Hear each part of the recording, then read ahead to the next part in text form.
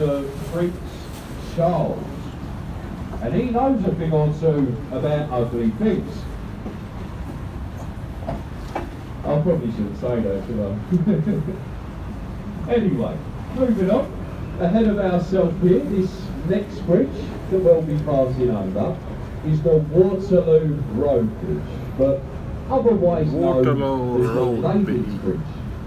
Now that's because it was built by a staff of over 80% women. It was finished in 1945 during the Second World War, while all of the men were away fighting.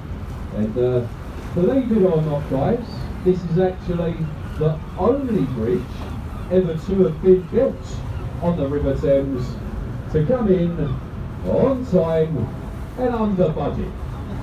Well done, the ladies. That's it. Give yourselves a round of applause. No one else did. Now, as we come through the Waterloo Bridge, look ahead of yourself on your right-hand side, and you'll see we have this large stone obelisk at the bank side. It's called Cleopatra's Needle, and it's one of the oldest objects in all of London.